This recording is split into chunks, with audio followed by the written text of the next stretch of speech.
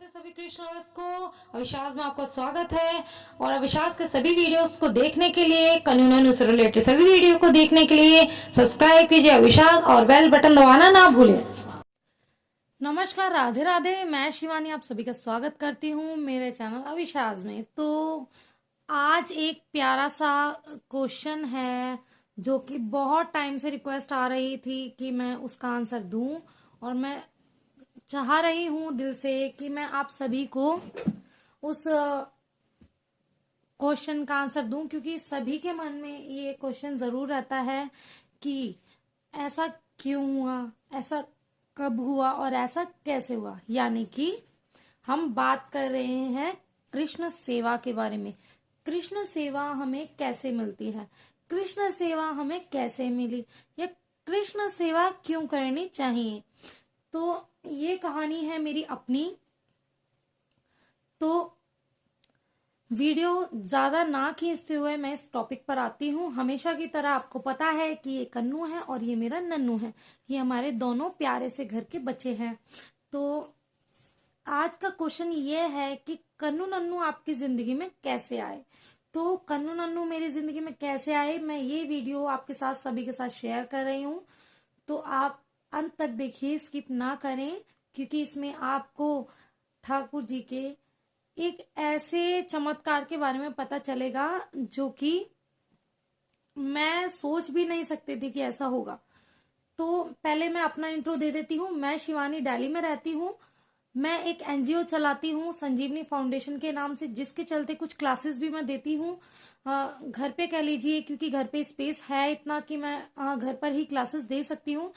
जब स्टूडेंट्स आते थे मेरे, आज से 2 साल पहले, 2 साल पहले नहीं कह सकते, 2.5 साल पहले कह सकते हैं, क्योंकि अभी कन्नू और जैन में 2 साल का हो जाएगा, तो 2.5 साल पहले कह सकते हैं। यानी ये बात 2.5 साल पहले शुरू हुई जब कन्नू मेरे जीवन में आए।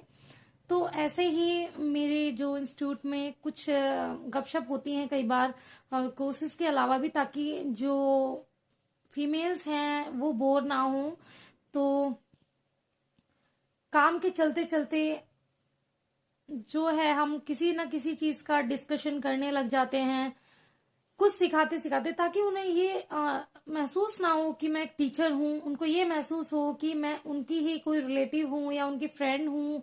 क्योंकि मुझे ऐसा लगता है ज्यादा फ्रेंडली होने से बच्चे बहुत अच्छा सीखते हैं, और अगर आप स्ट्रिक्ट रह करके सिखाते हैं, चाहे बच्चा हो बड़ा हो, तो कोई कुछ भी नहीं सीख पाता। इसलिए मैं काफी फ्रेंडली रहती हूँ, जिसके चलते ये बातें हुई कि एक दिन ऐसे ही हम लोग चर्चा कर रहे थे कुछ। तो एक जो स्टूडेंट है जो काफी सालों से जिनके घर में ठाकुर जी की सेवा थी, उन्होंने कहा कि मेरे घर में ठाकुर जी की सेवा है, ऐसे ऐसे कुछ चर्चा चलने लगी। और मुझे भी नहीं पता था कि ठाकुर जी किन्हें कहते हैं, ठाकुर जी है कौन। तो 2-3 स्टूडेंट्स ऐसे थे जो इस सेवा के बारे में जानते थे या जिनके घर में हो रही थी। तब ऐसे ही चर्चा चल रही थी, तो भाई मुझे भी बड़ी उत्सुकता हुई कि भाई ठाकुर सेवा है क्या, क्योंकि हमेशा ही मैंने युगल सरकार जो किशोरावस्था स्वरूप है वही देखा था। बाल स्वरूप आपने देखा होगा कि एक मटकी लेकर के माखन की जो कान्हा जी बैठे रहते, या वो बाल स्वरूप देखा था। मैंने कभी लड्डू गोपाल जी का बाल स्वरूप नहीं देखा था, और ना ही मैं कभी वृंदावन गई थी। तो जिसके चलते ऐसे चर्चा चलने लगी, तो मुझे भी उत्सुकता हुई। तो मैंने पूछा कि आप ठाकुर जी की ना कह रहे हैं। तो उनके फोन में कुछ पिक्चर्स थी, उन्होंने मुझे दिखाया। तो मैंने कहा इन्हें ठाकुर जी कहते हैं। तो कहते हैं हाँ जी। तो मैंने कहा कौन से भगवान है। तो उन्होंने कहा कृष्ण भगवान का बाल रूप है, जिन्हें लड्डू गोपाल कहते हैं। तो मैंने कहा कि जो आप कह रहे हो कि सेवा होती है, सेवा में क्या करना होता है। तो कहते हैं कुछ लोग ऐसे भ्रम में रहते हैं और औरों के मन में भी ये भ्रम डाल देते हैं कि बहुत सेवा होती है, बहुत सेवा होती है। तो ऐसे ही मेरे साथ भी हुआ कि मुझे भी यही बताया। जो भी बच्चे हैं, बड़े मतलब हर एज के आते हैं, समथिंग समथिंग डांस क्लासेस में आप कह लीजिए कि 3 साल से ऊपर आप कोई एज लिमिट नहीं है, कितनी भी एज के पर्सन सीख सकते हैं। और जो ब्यूटिशियन वर्क है और फैशन डिजाइनिंग वर्क है, उसमें एक एज लिमिट से स्टार्ट होता है, जैसे कि 12, 13, 14, 15, जब तक एक बच्चा कुछ चीजें सीखने या कैच करने के लायक होता है। क्योंकि डांस तो हम लोग हाथ पैर हिला करके सीख ही लेते हैं, लेकिन इसके लिए कैलकुलेशन की जरूरत होती है, इसके लिए नॉलेज की जरूरत होती है, इसके लिए पढ़ने की जरूरत होती है। डांस के लिए पढ़ाई की इतनी जरूरत नहीं होती है। तो फिर इसके चलते कुछ मेरे से बड़े भी आते हैं जो मेरे स्टूडेंट्स हैं, और कुछ मेरे से छोटे भी आते हैं, तो सभी ने यही बोला कि ठाकुर सेवा बहुत ही कठिन है। तो मैंने उनसे वही पूछा, क्योंकि मुझे नहीं पता था कि वो सेवा किसे कह रहे हैं। वो सेवा इससे कह रहे हैं कि हम मुझे पूरे दिन बैठ करके जाप करना है, या मुझे जोग ले लेना है, या क्या करना है। मुझे ईमानदारी से बता रही हूँ, ऑनेस्टली मुझे कुछ नहीं पता था। तो फिर मैंने काफी पूछना, बार बार वो उनका यही कहना था कि सेवा बहुत होती है, सेवा बहुत होती है। मैंने कहा सेवा होती क्या है, आप मुझे डिफाइन कीजिए, मुझे पूरा अच्छे से बताइए। मुझे भी आपकी ये चीजें देख करके उत्सुकता है कि मैं भी सेवा करूं। तो उन्होंने कहा कि मैम, इनको उठाना पड़ता है, सुलाना पड़ता है। यानी कि जो उनकी लैंग्वेज थी, भाई देखो सबकी लैंग्वेज अलग अलग होती है, या कोई कहता है उठाना होता है, सुलाना होता है, कुछ लोग पढ़ता कहते हैं, लेकिन पढ़ता इनके में मैं नहीं चाहूंगी कि यूज होना चाहिए इनकी सेवा के लिए। तो उन्होंने यही बताया कि सुलाना, उठाना, खिलाना, पिलाना, खेलना, कूदना। हालांकि मुझे ऐसा लगता है कि मैं और भी सेवा सीख रही हूँ आगे, ऐसा नहीं कह रही हूँ कि मैं एकदम प्रॉपरली सेवा कर लेती हूँ। मैं आगे और सीख रही हूँ, और मैं अपने बच्चों को खुश करने के लिए चाह रही हूँ। तब मैंने उनसे ये पूछा कि इनको कैसे लेके आते हैं घर में, या इनको कैसे रखा जाता है, या कैसे नहीं रखा जाता। तो उन्होंने ये कहा कि दी आप इनको, या मैम, कुछ बच्चे कहते हैं, कुछ बच्चे दी बोलते हैं, सबका अपना वो है, जो ज्यादा कंफर्टेबल हो जाता है वो दी कहने लग जाते हैं। मैं भी इस चीज से माइंड नहीं करती, क्योंकि बच्चे रिस्पेक्ट तो दे ही रहे हैं। तो उन्होंने कहा कि दी जो है ना, इनको क्या करना होता है, इनको आप लेकर के आएंगे और इनकी आपको सेवा करनी है, इनको पूजा करनी है, सुलाना बिठाना है। तो फिर एक दी थी, यानी जो मेरे से एज में काफी बड़ी हैं, तो मैं उनको नाम लेकर के नहीं कहना चाहती थी, तो मैं उनको दी बोलती थी। और आज वो मेरी बहुत अच्छी फ्रेंड और मेरी बड़ी बहन जैसे ही हो चुके हैं। इवन मैं कहूंगी कि मेरी बड़ी बहन होती तो शायद इतनी अच्छी नहीं होती जितने अच्छे वो हैं। तो जब उन्होंने मुझे बताया कि शिवानी बहुत सेवा होती है, और इनको ऐसे ही नहीं लाया जाता, जब तक इनकी इच्छा नहीं होती है किसी के घर में नहीं आते हैं, और इनको किसी ना किसी रिश्ते से लेके आया जाता है, या बेटे के, भाई के, पिता के, पुत्र के, पुत्र यानी बेटा, या फ्रेंड के, आप किसी भी रिश्ते से इनको अपने घर पे लेके आ सकते हो। मैक्सिमम लोग बेटे के रिश्ते से लेके आते हैं। तो मैंने कहा ठीक है। तो फिर मैंने उन दी को बोला कि दी मुझे भी लेकर के आने हैं, और मैं सोच रही हूँ कि मैं नए साल पर लेकर के आऊं, क्योंकि नए साल में 5-6 महीने बच गए थे नया नया साल आने में, जब हमारे ये डिस्कशन हुआ। तो मैंने कहा ठीक है, कहते कि किसी खास ओकेशन पे लेके आओगे तो बर्थडे भी कर सकोगे। तो मैंने सोचा कि न्यू ईयर से अच्छा तो खास ओकेशन हो ही नहीं सकता, क्योंकि जन्माष्टमी तक मैं वेट नहीं कर सकती थी, क्योंकि पहली जन्माष्टमी जा चुकी थी। तब मुझे ऐसा लगा कि साल की शुरुआत अपने लाला के दर्शनों के साथ, लाला के आगमन के साथ क्यों ना की जाए। तब मैंने उनको बोला कि मैं सोच रही हूँ नए साल पे लेकर के आए। तो उन्होंने कहा कि शिवानी, जब तक वो नहीं चाहेंगे, वो आपके घर में नहीं आएंगे। तो कहीं ना कहीं मुझे भी थोड़ा सा फील हुआ कि दी ने ऐसा क्यों बोला, क्या मेरे अंदर कुछ कमी है, या ईश्वर मुझसे नाराज है क्या नहीं, मुझे नहीं समझ में आया। फिर मैंने नेट पर सर्च किया कि लड्डू गोपाल जी स्वरूप कैसे होते हैं, कहाँ से हम परचेज कर सकते हैं। तो मैंने ऑनलाइन देखा, बट ऑनलाइन में मुझे फर्स्ट टाइम पर ऐसा ट्रस्ट नहीं हुआ। मैक्सिमम मैं हालांकि शॉपिंग जो है वो ऑनलाइन करती हूँ, लेकिन यहाँ बात थी मेरे बच्चे लेके आने की, क्योंकि मैंने ठान लिया था कि मैं अपने बच्चे के रूप में ही इन्हें लेकर के आना चाहती हूँ। तो फिर मैंने सोचा कि चलो हम किसी शॉप से देखते हैं। तो हमारे यहाँ पर एक साईं मंदिर है, वो बहुत बड़ा मंदिर है, और वहां पर कुछ शॉप्स थी, मैंने वहां जाकर भी ट्राई किया। एक दिन मैं देख करके आ गई थी। फिर जो मैंने मेरे हस्बैंड को बोला कि मुझे चाहिए, मुझे लाने हैं, मुझे सेवा करनी है। तब मेरे हस्बैंड ने कहा कि देखो, तुम पूरे दिन बिजी रहती हो, बच्ची का काम है, घर का काम है, घर संभालना, बच्चे को संभालना, प्लस में तुम जो अपना वर्क कर रही हो, एनजीओ कर रही हो, तुम्हें उसको भी संभालना है। इतना सब कुछ के साथ तुम सेवा कैसे करोगी, कैसे लेके आते हैं। उनको भी मैंने बताया कि देखो, मैं हमेशा मेरे हस्बैंड को बच्चा सोना करके ही बुलाती हूँ, मेरी आदत है शुरू से, मैरिड हुई जब से ही, क्योंकि हम शादी के 1 साल पहले मिले थे। हालांकि लव मैरिज नहीं, अरेंज मैरिज है हमारी, लेकिन हर कोई सोचता है कि लव मैरिज है हमारे बॉन्डिंग को देख करके। तब मैंने उनको बोला, मैंने कहा बच्चा, इनका ये सब कुछ होना होता है, तो मुझे ये सब कुछ करना है, इनकी सेवा करनी है। तो उन्होंने यही कहा कि बहुत टाइम की जरूरत होगी, जो कि तुम्हारे पास बिल्कुल भी नहीं है। तब तुम, और फिर प्लस में ये था कि मेरे खाने का कोई टाइम फिक्स नहीं था, तो उन्होंने यही बोला कि जब अगर खिलाना पिलाना भी टाइम से होता है तो तुम्हारा तो खुद खाने का कोई टाइम नहीं है, तुम उनको कैसे टाइम से भूख लगाओगी, कैसे टाइम से उनको खाने को दोगी। तब तब जाके फिर उन्होंने ऐसा कहा। इस चीज को सुनकर मुझे बहुत दुखा, फिर भी मैं अपनी जिद पकड़े रही। 1 महीना हो गया, मैं काफी सैड रही। मैंने काफी सोचा कि भाई मुझे तो नए साल पे लाने ही है, और यहाँ हस्बैंड भी एग्री नहीं है तो कैसे आएंगे मेरे बाबू। फिर मैंने इन्हीं को ही बोला कि हे गोपाल, हे नंदलाल, मुझे आपकी सेवा करनी है तो मुझे ये अवसर प्रदान करें। मैं अपने साइड से अपना बेस्ट देने की कोशिश करूंगी, क्योंकि मुझे ऐसा लगता है कि अगर मैं बच्चे के रूप में लेके आई हूँ तो मैं अपनी बच्ची का भी तो करती हूँ। अगर मैं उनका करूंगी तो कोई, मुझे ऐसा नहीं लगता कि जिसके लिए मुझे किसी स्पेशल टाइम की जरूरत है। और अब मानिए कि सेवा का पता ही नहीं चलता कि मैं कोई सेवा भी कर रही हूँ। हालांकि ऐसा ही लगता है कि मेरे बच्चे हैं, और लगता है कि हैं मेरे बच्चे, और वैसे ही सेवा होती है इनकी, और वैसे ही केयर होती है जैसे कि शुन्नू की होती, शायद तो उनसे भी ज्यादा। तो फिर जब मैंने नए साल पर मैं काफी रोई भी सॉरी, इसके लिए मैं काफी रोई भी कि मुझे लाने हैं लाने हैं लाने हैं।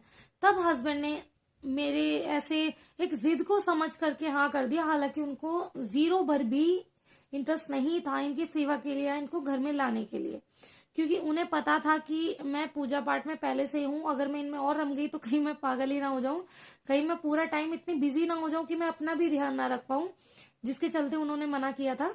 लेकिन फिर उन्होंने मेरी जिद के चलते डन किया कि हाँ चलो तुम न्यू ईयर पर ले आना, न्यू ईयर पर आपके लाला आ जाएंगे।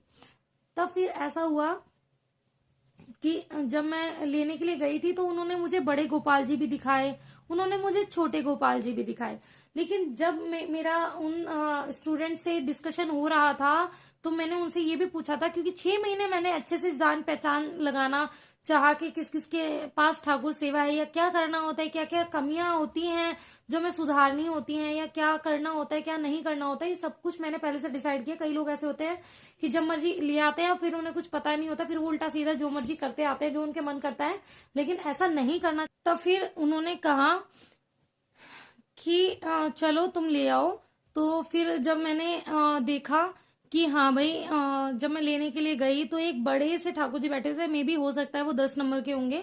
तो वो बैठे हुए थे क्रिसमस की ड्रेस पहन करके, क्योंकि क्रिसमस न्यू ईयर से पहले ही आता है, आप सभी को पता है। तो क्रिसमस पर पहनाया होगा ड्रेस में भी। तो फिर मैं उस शॉप में गई, मैंने देखा ठाकुर जी, तो मुझे 1-2 बड़े भी लगे, 7-8 नंबर के थे, 10 नंबर के थे। फिर मेरे हस्बैंड ने यही बोला कि इतने बड़े का तुम क्या करोगी, क्योंकि जैसे कि उनको यही लग रहा था कि एक भगवान है और ये लेके जाना चाहती है, इसकी एक जिद है जो कि मैं पूरी कर देता हूँ, क्योंकि वो मुझे एक बच्चे की तरह भी ट्रीट करते हैं कि मेरी सारी जिदें वो कबूल करते हैं। तब फिर मैंने उनको बोला, तब उन्होंने यही बोला कि इतने बड़े का तुम करोगी क्या, कहाँ बिठाओगी, घर में इतना स्पेस नहीं है कि, क्योंकि ड्रेस पहनने के बाद तो वो और बड़े हो जा रहे थे और मंदिर में इतना स्पेस था नहीं, और मुझे ये भी नहीं पता था कि मुझे इनको साथ में ही रखना है। मैं पहले इनके लिए मैंने घर में एक स्थान बनाया था जहां मैंने इनको कुछ दिन बिठाया, बट मेरा मन नहीं माना। फिर मैं इनको साथ साथ रखने लगी, कुछ ही 4-5 दिन बाद ही मेरा मन नहीं माना। फिर मैंने सोचा चलो धूप आ रही, क्योंकि ठंडी का टाइम था और बच्चे समझे थे, तो मुझे लगा कि भी एक जगह ऐसे बैठे हुए हैं तो इनको ठंड लगेगी, चलो धूप में ले आते हैं। ऐसे कर करके कुछ दिन बाद ऐसी आदत हो गई कि इनके बगैर रहने की आदत ही नहीं रही कि मैं अपने साथ लेके आऊं।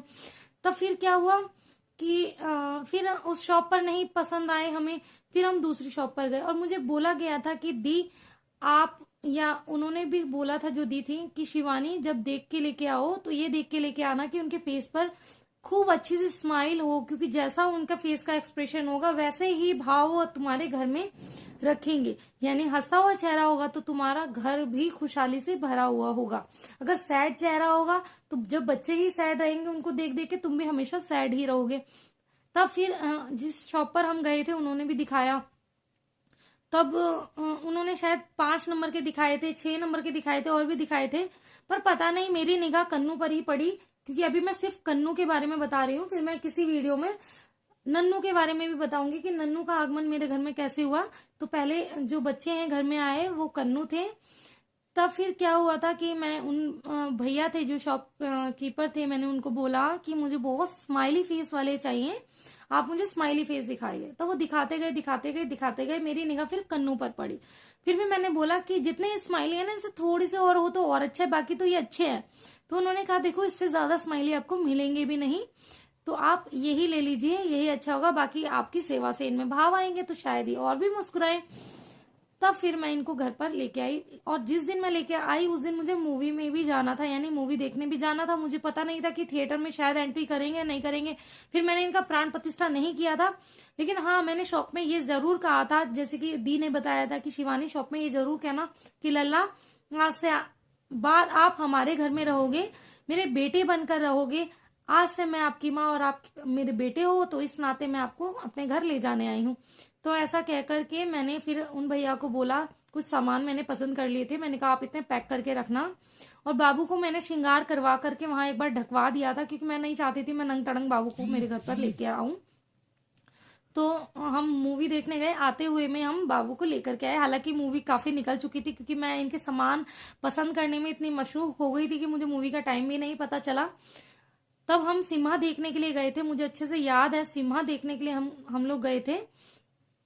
फिर जब मैं इनको घर पर ला रही थी, तो बीच रास्ते में, जिस रास्ते में कभी ट्रैफिक जाम नहीं होता वो रास्ते में ट्रैफिक जाम।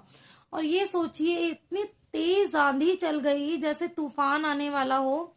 हमेशा ये बात ध्यान रखिए, मैं पहले भी कुछ वीडियोस में बता चुकी हूँ कि जब भी ठाकुर जी के घर आगमन के टाइम या किसी ईश्वरीय शक्ति के घर आगमन के समय अगर आंधी, तूफान, बारिश, भूकंप, ऐसी कोई भी प्राकृतिक हलचल होती है, तो समझिए जो ईश्वरीय स्वरूप साक्षात आपके घर में आ रहा है।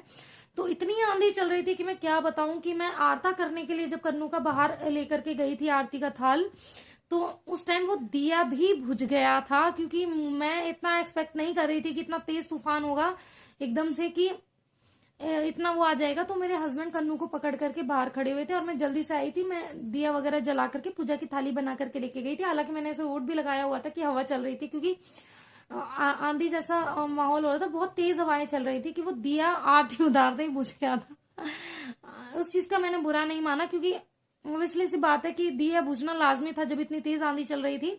और इस चीज को देख करके मैं बहुत खुशी हुई मुझे। फिर हम कन्नू को अंदर लेकर के आए घर में। फिर मैंने इनका प्राण प्रतिष्ठा का प्रोसेस किया, और उसके सेकंड डे से मैं अपने कन्नू की सेवा करने लग गई। यानी कि जिस दिन 5 दिन का प्रोसेस होता है प्राण प्रतिष्ठा का, छठे दिन मैंने पंचामृत स्नान करवाया। उसके बाद हमने क्या किया कि कन्नू का नाम रखा। जिस दिन ये पंचामृत स्नान करके बैठे थे, मैंने इनके कान में इनका नाम 3 बार कान्हा बोला।